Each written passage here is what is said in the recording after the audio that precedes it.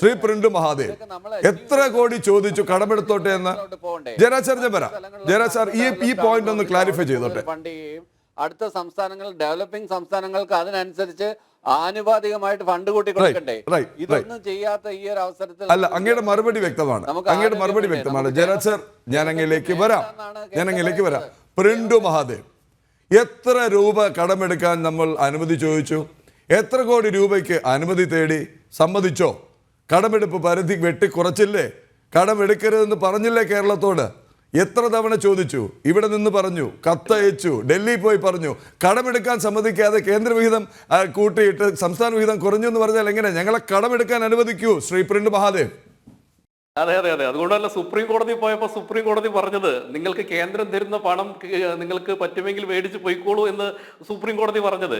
ഇവിടെ അദ്ദേഹം പറഞ്ഞ 2-3 കാര്യങ്ങളിലെ വസ്തുത അതൊന്ന് നമ്മൾ ക്ലാരിറ്റി വരുത്തണം, അല്ലെങ്കിൽ ഒരു തെറ്റിദ്ധരിപ്പിക്കലായി മാറും. ഈ നാഷണൽ ഹൈവേയുമായി ബന്ധപ്പെട്ട് ഈ സംസ്ഥാന സർക്കാർ കൊടുത്തു എന്ന പണം ഭൂമി ഏറ്റെടുക്കുന്ന പണത്തിന്റെ 25% മാത്രമാണ്. അല്ലാതെ നാഷണൽ ഹൈവേയുടെ റോഡ് വികസനത്തിലല്ല ജയരാജ് സാർ, അത് നിങ്ങൾ തെറ്റിദ്ധരിപ്പിക്കല്ലേ. അത് ഒന്നാമത്തെ കാര്യം. അങ്ങ് പറഞ്ഞ ഈ കേന്ദ്രമൊന്നും കൊടുത്തില്ല എന്ന് അങ്ങും ധനകാര്യമന്ത്രിയും ഞാൻ പറയട്ടെ സാർ, ഞാൻ ചോദിക്കട്ടെ. റവന്യൂ ഡെഫിഷ്യന്റ് ഗ്രാന്റ് 55,000 കോടി രൂപ കിട്ടിയിട്ടുള്ള ഇന്ത്യയിലെ ഏത് സംസ്ഥാനമാണുള്ളത് സാർ? GST കോമ്പൻസേഷൻ ഏറ്റവും കൂടുതൽ കിട്ടിയ സംസ്ഥാനം ഏതാണ് സാർ?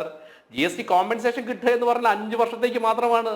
അപ്പൊ സ്വാഭാവികമായിട്ട് 10 വർഷം കൊണ്ട് 2,22,000 കോടി രൂപയുടെ നികുതി പദ്ധതിയേതര വിഹിതം കിട്ടിയത് സർ ഈ കേരളത്തിൽ നരേന്ദ്രമോദി സർക്കാർ ഭരിക്കുമ്പോൾ പിണറായി വിജയൻ സർക്കാരിനാണ്.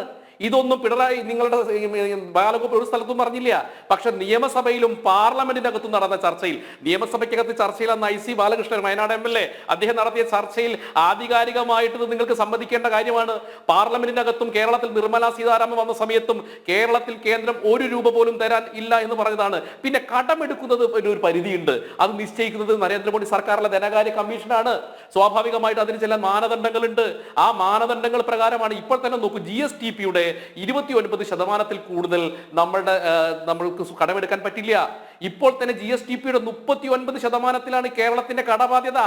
അപ്പൊ നോക്കൂ, ഒരു സംസ്ഥാനം ഇങ്ങനെ വലിയ കടബാധ്യതയിൽ ആയിക്കൊണ്ട് ഈ ഇന്ത്യക്ക് തന്നെ ഒരു പ്രതിസന്ധി സൃഷ്ടിച്ചുകൊണ്ടിരിക്കുകയാണ് കേരളം. കാരണം ലോകത്തിലെ 3ാമത്തെ സാമ്പത്തിക ശക്തിയായിട്ട് രാജ്യം മുഴുവൻ മാറുന്ന സമയത്ത് സിസ്റ്റമാറ്റിക് ആയിട്ടുള്ള ഒരു ധനകാര്യ മാനേജ്മെന്റ് ഉള്ള ഒരു രാജ്യമാണ്, ഒരു ധനകാര്യ വകുപ്പും ധനകാര്യ മന്ത്രിയുമുള്ള രാജ്യമാണ് ഇന്ത്യ. അവിടെ സ്വാഭാവികമായിട്ട് ധൂർത്തും കടമെടുക്കലും മാത്രമുള്ള ഒരു സംസ്ഥാനത്തെ നിയന്ത്രിക്കേണ്ടത് ധനകാര്യ കമ്മീഷന്റെ ഉത്തരവാദിത്തമാണ്. അല്ലെങ്കിൽ നോക്കൂ, അല്ലെങ്കിൽ ഇതൊരു സ്വതന്ത്രമായിട്ടുള്ള ഒരു നാട്ടുരാജ്യമൊന്നുമല്ലല്ലോ. ഇന്ത്യ മഹാരാജ്യത്തിന്റെ ഫെഡറൽ സംവിധാനത്തിന്റെ ഭാഗമാണ്. അതുകൊണ്ട് കടമെടുക്കുന്നതിന് പരിധിയുണ്ട്. അതോടൊപ്പം തന്നെ നോക്കൂ, ഇപ്പോ നമ്മുടെ ധനകാര്യമന്ത്രി പറഞ്ഞു 88,000 കോടി രൂപ നമ്മൾ തനത് വരുമാനം നമ്മൾ നികുതി പിടിച്ചെടുത്ത്. ഇത് ആദ്യം ചെയ്താൽ മതിയായിരുന്നു. നിങ്ങൾ ഈ GST കോമ്പൻസേഷനും റവന്യൂ ഡെഫിഷ്യന്റ് ഗ്രാന്റ് മാത്രം നോക്കി നിന്നുകൊണ്ട് കേരളത്തിൽ ലഭിക്കേണ്ട അനവധി മേഖലയിൽ നിൽക്കേണ്ട പണം 26,000 കോടി രൂപ പിരിക്കാനുണ്ടെന്ന് കണ്ടെത്തിയ CAG ആണ്. CAG റിപ്പോർട്ട് പുറത്തു വന്നതിന് ശേഷമാണ് നിങ്ങൾക്ക് ഈ പറയുന്ന കേന്ദ്രത്തിൽ നിന്ന് ഈ പണം കിട്ടില്ല എന്ന് മനസ്സിലാക്കിയപ്പോൾ നിങ്ങൾ ഈ നികുതി പിരിച്ചപ്പോഴാണ് ഇപ്പോൾ ചെറിയൊരു രീതിയിലെങ്കിലും ധനകാര്യ പ്രതിസന്ധി മാറി എന്ന് പറയുന്നത്. പിന്നെ IGST ഇനത്തിൽ മാത്രം ഇപ്പോൾ 15,000 കോടി രൂപയുടെ ഇത് ഞങ്ങൾ മുമ്പ് പറഞ്ഞതാണ്. E-way ബില്ല് നടപ്പിലാക്കും. നിങ്ങൾ E-way ബില്ല് നടപ്പിലാക്കൂ.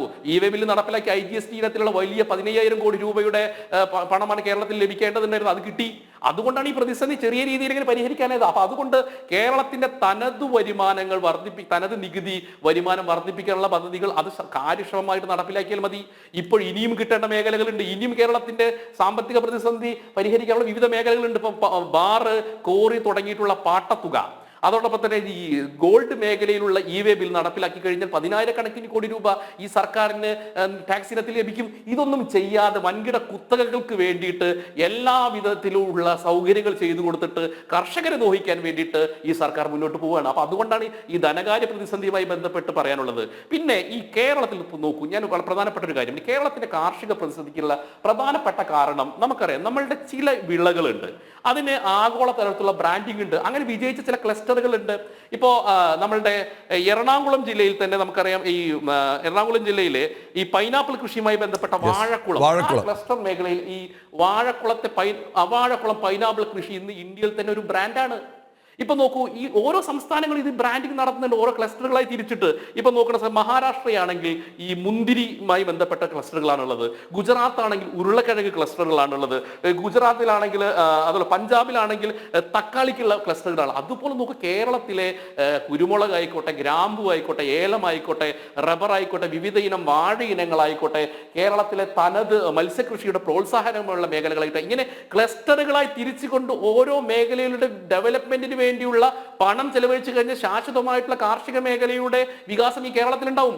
അതിനൊന്നും പറ്റാതെ ഈ കൺസൾട്ടൻസികൾക്ക് പണം നൽകിക്കൊണ്ട് കേരളത്തിലെ കർഷകരെ ദ്രോഹിക്കാനുള്ള നടപടികളിൽ നിന്ന് ഈ സർക്കാർ പിൻവാങ്ങണം. ഇപ്പൊ ജയജാ സാറിനൊക്കെ വേണമെങ്കിൽ ന്യായീകരിക്കാൻ വേണ്ടിയിട്ട് പലതും പറയും. അദ്ദേഹത്തിന്റെ തന്നെ അറിയാം ഇത് ന്യായീകരിക്കാൻ വേണ്ടി പറയുകയാണ്.